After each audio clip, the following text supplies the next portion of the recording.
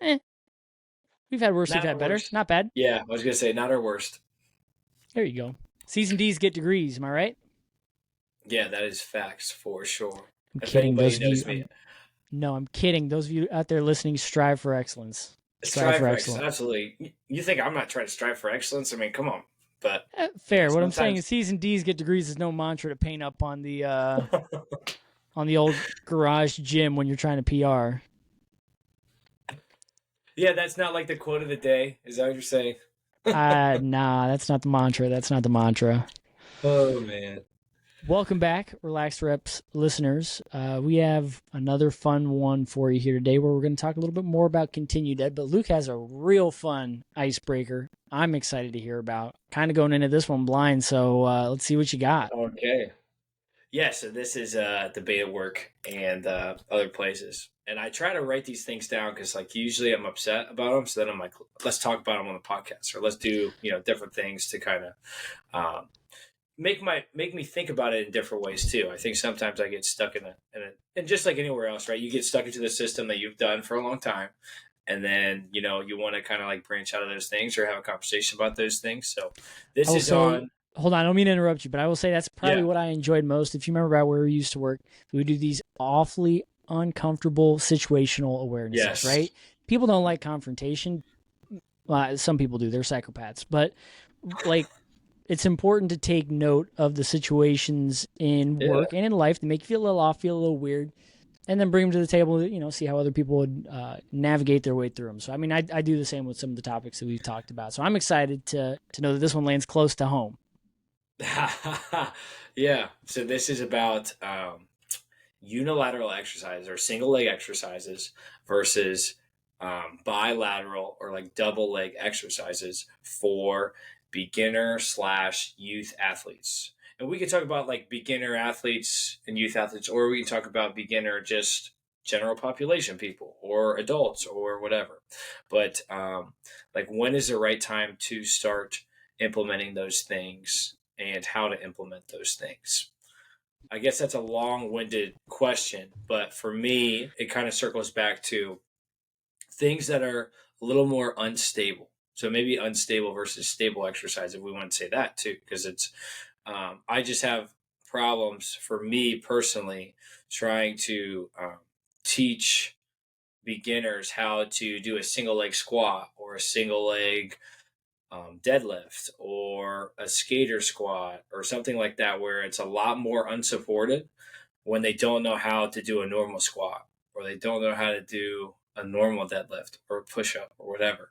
I think we need to just master those basics first and then build on top of that, and go the other way. But I just wanted to see your thoughts because I think we are probably a lot different on this. I think we've had this conversation before, but it's been a while. So, We are on opposite sides of the spectrum here. I think as soon as you start, I'm going to catch some backlash for this. I don't like to speak in absolutes, but I there we think go. as soon as you start your training journey, you should get familiar with and get ready to know unilateral work, whether that's single arm or single leg. It's part of movement literacy and being able to move well. I mean, I don't know many sports that happen purely bilaterally, except powerlifting and Olympic lifting.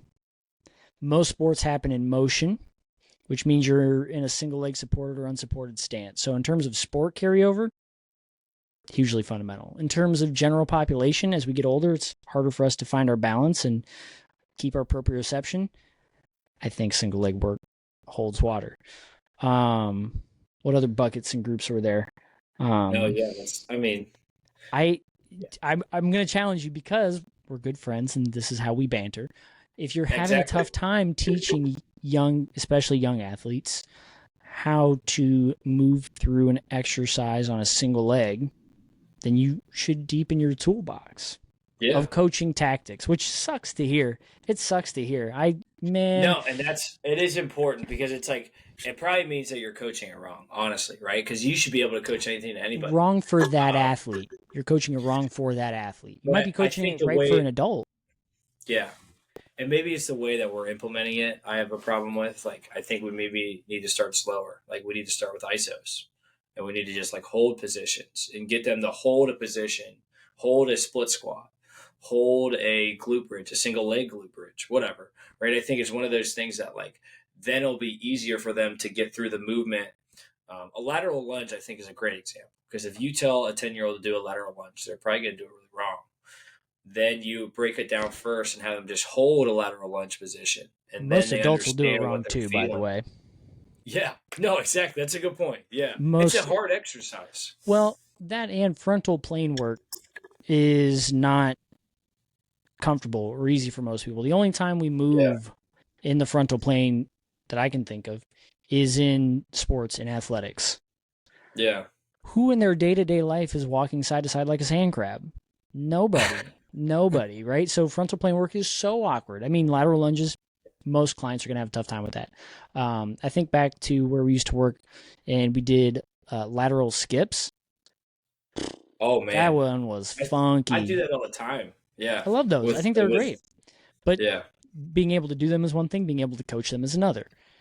That's teaching us, for those coaches out there that are young coaches, if you haven't taught a skip, try. It's humbling because you don't think about, it's one of those skills where if you can do it, you don't think about how to coach it. It's just second nature. Skipping, lateral skipping, whatever. It's tough to explain. It's so tricky. It's so awkward. Um, so I think, yeah, it's important to get comfortable with single leg work. But again, you and I have talked before about the progressions and systems in place. yeah, If they can hold a isometric position, there's a good chance if they can do it well, then we can maybe move to a dynamic variation. So yeah. like a split squat or reverse lunge or whatever. Um, do I? I'll give you credit. Do I think like a barbell front racked reverse lunge is a good starting place for an athlete because it's a single leg exercise? Absolutely not. I don't know if they have the prerequisite wrist mobility or if they can handle that kind of load. No, I'm not saying that, but I do think single leg work is massively important. Yeah. Yeah, and then like I just think too is like progression of like the training from like okay, so if we're going to do this with our middle school athletes, what are we going to do with our high school athletes? Are our high school and college athletes also going to do these things? Because Mm-hmm. if not, I just think that it's almost to me a waste of time. Almost just being because like there's not you're not going to keep using these skills when if we're just going to move into really heavy double leg exercises, which is important too. Um, I just don't know where. Like for me, it has to be very cut and dry, and that's I guess that's where I come from on things. I need to have a standard, and I want this standard to keep progressing, and I want there to be like a straight line to that pattern. You know what I mean? Welcome to coaching. Welcome to I know. coaching. There is no one size fits all, but again, yeah, I mean, it comes down to your systems, and how your feelings around your workplace's systems or your own business. I, I will say it's tough for any coach that works for somebody else because you can't implement all of your systems. You're at somebody else's Yeah, gym. exactly. Um, and it is, yeah, it's a tough one. I get where you're coming from and wanting to see certain progressions and understanding certain methodologies. And I'll say for high school athletes, I think they should absolutely be doing single leg unilateral work at just the same as Yeah, the young kids. It's a matter of yeah, refining and building that skill. You and I have seen I guess I'll go ahead and name drop Mike Boyle on his Instagram page. Have seen athletes handle significant load on tough exercises like single leg yeah, unsupported squats or skater squats or reverse lunges. I mean, it if you can handle and absorb and move that load elegantly on a single leg at the high school level, you're only lengthening your journey in athletics. You're only prolonging your ability to play. yeah. So do it. That's my feeling. I mean, Yeah, there's cut and dry for you. But again, do everyone it. has their own systems and thoughts and opinions. So maybe some high schoolers don't need to do it. Something to consider is when we get up into high school, it could be if we think about why we're progressing things and how we're progressing things. If the progression is load, then yeah, you're never going to move Yeah, as much weight on a split squat as you would a barbell back squat. So if the goal is to move as much weight and put as much stress on the central nervous system as possible, I can see an argument that way. I mean, maybe. I Yeah, don't know. I'm not. I'm there not. you go. I don't run the gym that you work at, but that's. I No, think an argument could be that's a made good for that. point. Yeah. And then, yeah. So what is like, yeah, what is the goal? Is the goal specificity? Is the goal just to get stronger? Is the goal, yeah, because it like, if it's more about specificity, then it might be something that's more single leg. Like you said at the beginning, we're full circle here. Like it's all sports are basically moving in like, different planes on a single leg. So Yeah, yeah, it's this is good stuff, and there's no right answer. It sounds like, even though I want there to be. It's just that's how life is, I guess, and that's definitely this field more than any other field, I think, in a lot of ways. yeah. So But there is yeah, certainly collaboration, which is the joy of our field. So do you want to yeah. dive into some continued ed here, Luke? Is that if there's anything else on this single leg work? I love to chew all the meat off the bone. No, you got some thoughts for us? Reach out to the Relax Reps podcast or to me or Dave, and we can keep this going. It's good. It's good for us to keep growing, and good for us to keep expanding, and community people to reach out to us too. So Absolutely. So for continued ed, we've talked about internships. We've talked about conferences. I thought it'd be interesting to talk about additional certifications because you were talking in the last episode for conferences about how yeah, different organizations and conferences sometimes, whether they know it or not, have an agenda that they're kind of trying to push, a philosophy that they want their coaches to adapt. I think of certifications as a very similar way. Uh, they can be useful and helpful. I think you should know if you're going to utilize the certification that you're pursuing. For example, if you get certified in TRX systems, and you end up coaching powerlifters or strongmen, the odds of you using an implement like that are minimal. yeah, Not to say that they don't, the TRX system doesn't have its merits, because it does, but the odds of someone, deadlifting 3, 4, 5, 700 pounds, something crazy, do you think that they're going to be using TRX straps for their training? Likely not. So getting TRX certified as a powerlifting coach, I don't know if I'd follow that. That wouldn't hold much water. So yeah, I would say know if your certifications are going to be useful, and know if they're kind of just part of a validating a tool. You know what I mean? Like, I think you can yeah, get club or mace certified. I don't know if you've seen the people swinging the clubs, yeah. the weighted clubs. I think you can. Yep. Again, super specialized. Not saying it doesn't seem cool or fun. I think it'd be interesting. But would I put my last continued ed dollar into getting club certified? I wouldn't. Somebody may, but yeah, you know what I'm saying, man? No, I definitely understand that. Especially when you're balling on a budget, you know. Yeah, these are And tough you times got out to here, pick and man. choose. Yeah. Yeah, Well, and like I've heard people talk about all the certifications they have, and like I don't think it really changes anything. Like, does it? Besides the ones that are very specific to what you need, like let's say football, for example. If I'm going to try to be a college football strength coach, I'm going to need my national strength conditioning certified strength conditioning specialist certification. There you go. A little bit of a mouthful, but that's like the main one. If you want to be in college strength conditioning, you need that one, right? And then I would also maybe do some other things that like people you look up to in the field that maybe have their own football certifications, or different things that you might want to do an Olympic lifting certification, because a lot of football coaches appreciate Olympic lifts and they do a love lot of those O Olympic lifts. lifting. So Love those if O you can lifts. coach those things, that's the important stuff. So if you have like the main one, and then you have a couple branch off ones, and maybe you're interested in the other things too, like the be activated stuff that I've talked to Dave about on this podcast, or RPR is another one that's kind of similar to that, and you can utilize that with different athletes and different clients. Or I know people get nutrition certifications, so those are a little bit more broad, almost like the national strength conditioning one. So you can kind of use those in a lot of different fields and aspects.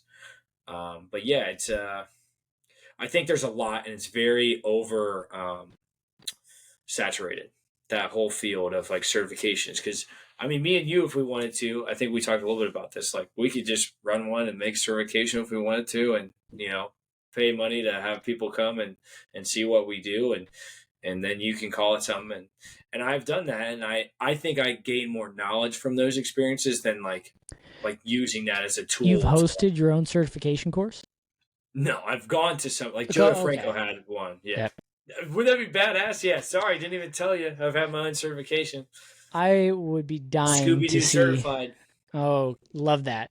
I was gonna say I can't wait to go to your next local clinic. Hell Um, yeah.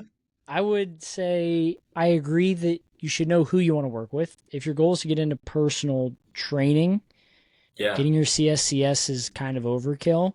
Great Yep. certification, but maybe starting with, for more word soup, the ACSM CPT, American College of Yep. Sports Medicine certificate in personal training. That might be a better starting place for trainers if you're going into any kind of college program. CSCS is pretty non-negotiable to my Yeah. knowledge, unless the industry's changed. Um, Even if you're going to be a lifeguard, you got to be CPR certified. So There you go. certifications live all around us. I would say know what population you want to work with, because that's going to kind of dictate a lot. If you're going to work with Gen Pop, not a sponsor, Precision Nutrition certification, I like a lot of the content they put out. Yeah. Um, that's if you're not a registered dietitian. I don't know if it's registered or licensed, but if you're not legally a dietitian, that's probably like the most beefy, pun intended, course on nutrition that you can attend Yep. to, get your best bang for buck and be able to talk to clients about nutrition without Yeah. being a certified dietitian. Yeah. Um, And sometimes it gives just more validity to who you're working with. Like I would say that you can get all that information. You just have to look a lot harder and do a lot more research to get those things. But it also says like, oh, you did the time to go through an organization and to get a certification in that. Now, some of those hold more value than others, right? Some are just like weekend certifications. I know that precision nutrition is like very in depth and it takes a long time and you have to take tests and different things and you have to pass. It's like taking classes. Like some of them are like taking actual like college courses or something, that's exactly what I was about to say. That's a whole journey to move through Yeah. one of those courses. I think they have a couple of different tiers right now at the Yeah. time of I think recording there's, this. yep. So knowing what population you want to work with is going to help, and figuring out what cert you want to fun animation, figuring out what certification you want to pursue. Like you said, it offers some kind of face value there to people that are reading, your resume and see all these letters after your name.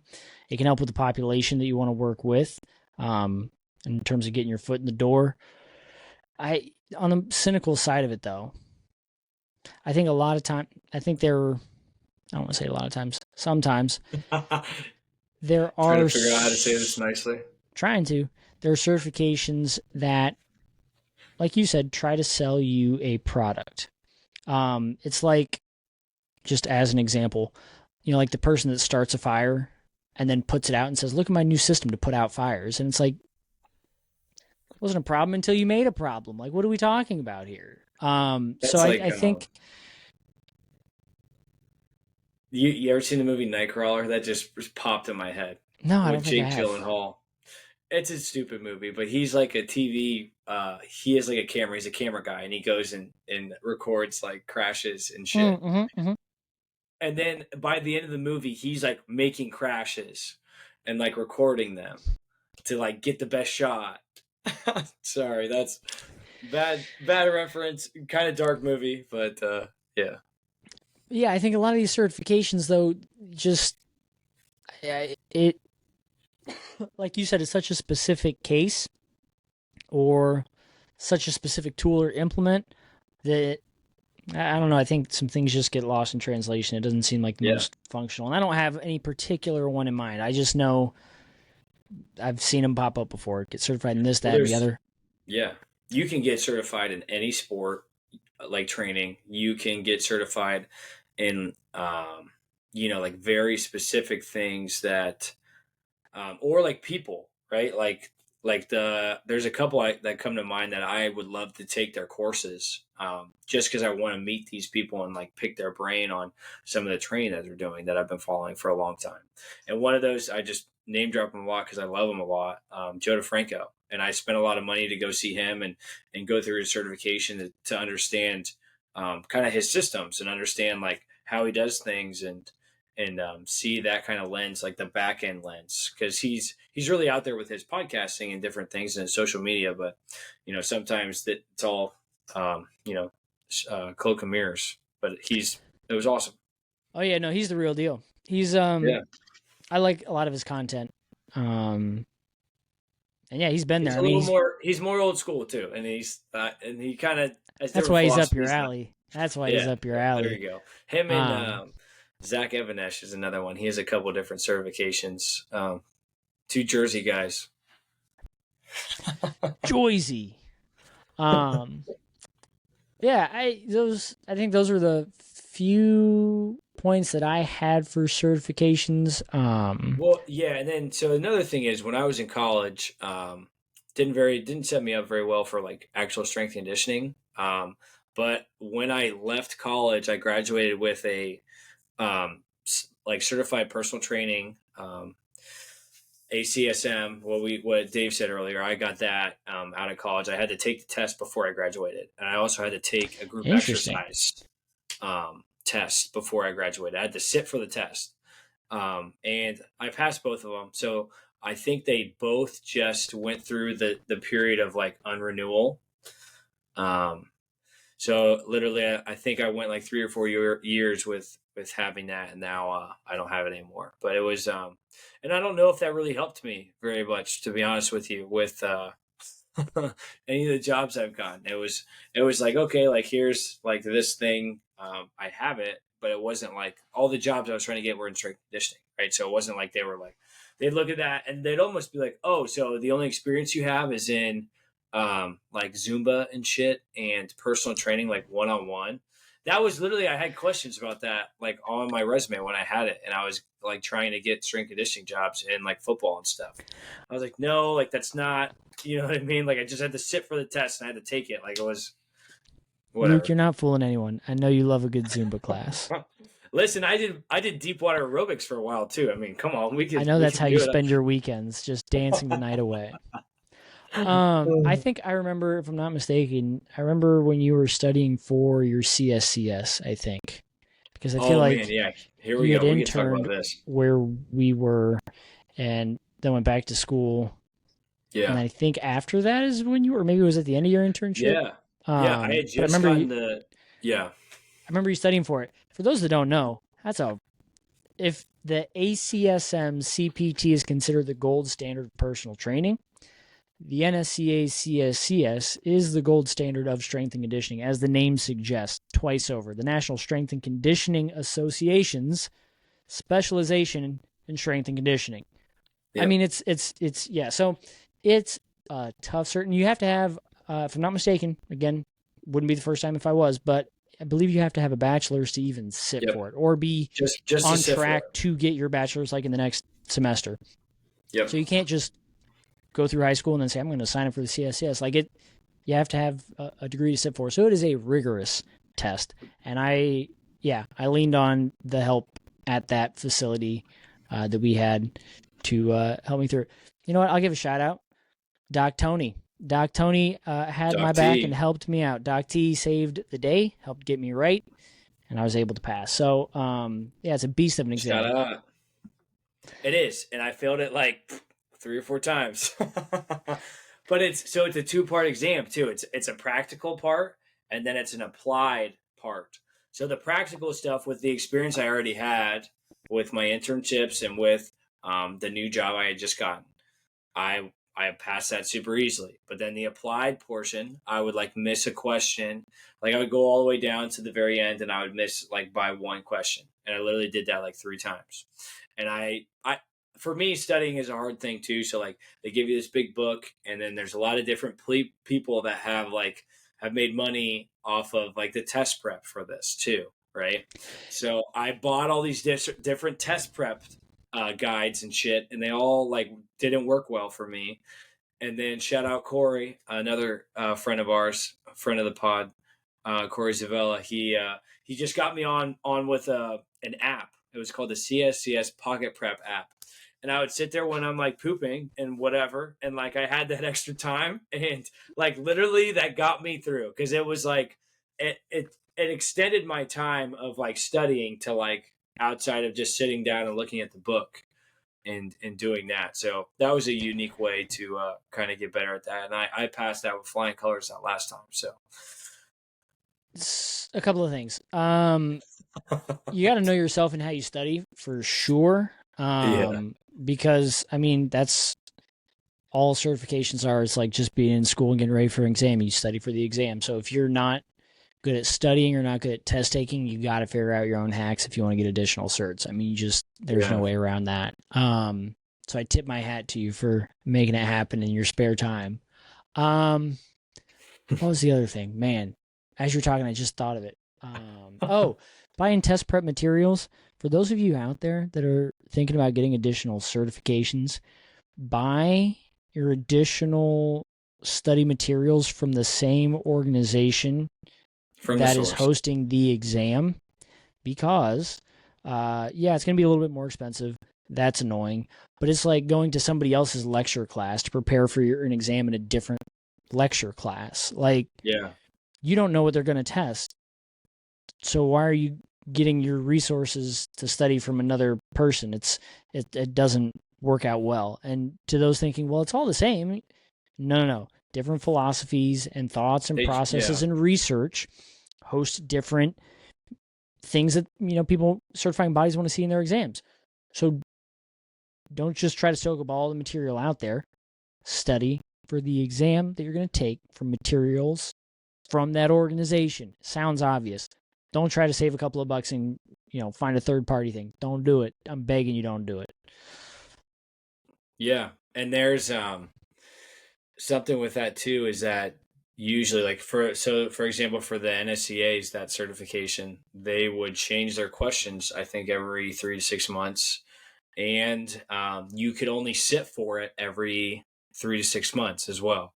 So like it was one of those things that like I think it took me like 2 years almost to actually get it done, because I'd literally take it and fail, and then I'd be pissed, and then we go through the same process again, take it and fail, and it was like, it takes a long time. And I was happy that the business I was working for at that time didn't discourage me or anything, and I got to keep a job and keep trying to get to that point, to get to that certification, and keep advancing my career. So Yeah, to those out there listening, your employer should fully support your continued ed. I mean, that's, yeah, as an employer, your employees or coaches are your resource. So of course you should care about their continued ed. It seems obvious, but like I said in the last episode, some it's employers not aren't as always the case. appreciative of continued ed. So Yeah, yeah, it was. I remember, I think, trying to help you and work with you and help in the prep. So yeah, yeah, it's a fun. and I here mean, we are. it's a fun time to see a coach go through that journey. It's a milestone. Yeah, That certification does not come easy. no, and like for this field, if you want to be in college, that's like the one. So then it's like it was a big deal for me, and I remember like posting on Instagram or something, because I was like, man, like this really took a long time. It's almost um like I know some people have like like the, what's it called, like for lawyers, they sit for the bar, Oh right? yeah, Like yeah. that's their big one. I would not say that this is even close to that in any way, but like it's the same idea, that like this is the big hump to get over, and then like gets you into like whatever doors you need to in a lot of ways. So I don't. I mean, I agree with you. It's definitely not the bar. But it is probably one of the biggest certifications and exams in the field that yeah, I can think of, most widely accepted. yeah. Yeah, so And you could it's a take big deal. that certification and go to Europe or go somewhere else, and like a lot of people understand, like, oh, this is like the national, like America's Strength Conditioning Association. So people hold that in high regard. Yeah. Any other thoughts, comments, questions, concerns for this episode, Coach? No, man, I thought this was a good one. Talking, just like talking shop about certifications, and our time doing those things, And I would say a lot of people have similar experiences to us, right? And I don't know if there's a better way, or I'm just we're just talking about it. I don't think there's a lot more insight I can give on, like, I have a hard stance on if you should have one or not. I think you do in some ways have to have it, but then in other ways I think it's like doing the ACT or something. Like going back to like a high school ACT. Like everyone kind of takes one. You got to take it to get into college. I don't know. I think if you're a young coach starting out, you have to have some kind of certifications. It doesn't matter if they're from the biggest and best names. This is my own take. It doesn't matter if they're from the biggest and Yeah, best names. You just have to have something that shows that you tried and understand the physiology. If you do that, that's the minimum. yeah, With ambition of getting other additional certs or continuing your in some tangible, provable way, I think that's good. Uh, as an older coach, do I think that certifications are all the rage? No, no. Most businesses will make you maintain them as I think as a liability thing, um, because if someone gets hurt in your weight room and you say, "All right, well, give me your credentials," or your coach isn't even certified, it's a bad look. It's a it bad look. is. So I Yeah, think for sake of a company's liability, you probably have to keep up with them. I think it's useful that you have to get continued ed. Again, in your later years, I think those certifications just prove that you kept current in the field, again, which is good. yeah, If you're a facility owner, is it the most important? If you're not doing coaching, then no. Why would no, you? You know what I mean? I can't see that as important. So yeah, but yeah, that's a I good think point. they There's hold importance in different ways at Yeah, different stages. and I've actually dived in more to the National High School Strength and Conditioning Association, and they have their own certification that they're pushing, and it's more geared towards just like coaches of high schools, right? And trying to get them to just be more observant and understanding of like training and like keeping kids safer and those things. And I think that's super important. And it doesn't necessarily have to mean you're like this big time strength coach and you have that the NSCA's like big time certification. I think it just means that now you're certified in a way that's going to like keep kids safe. And I think that's important. Yeah, I I don't know why we didn't think about this earlier on in the episode. I think again, certifications just prove that you have attained a certain level of knowledge. I Yeah. think there should be more. Boy, I'm not sure how. I agree that students need coaches that know what they're doing. I Yeah. think schools should be willing to spend money on the people that made it their life's work Absolutely. doing that. So And maybe yeah, that's the bigger thing here, is that that's not the case. And it's not the case that like schools and maybe even businesses are willing to put their money to help these people develop and have some criteria there. So, yeah, as always, Coach, I've enjoyed talking continued ed. I've enjoyed talking shop and loved talking it. unilateral and bilateral training. Looking forward to seeing you on the next episode, Coach. You want to take us out? Absolutely. Yeah. Appreciate you guys. 3, 2, 1. All right. See you guys. See ya.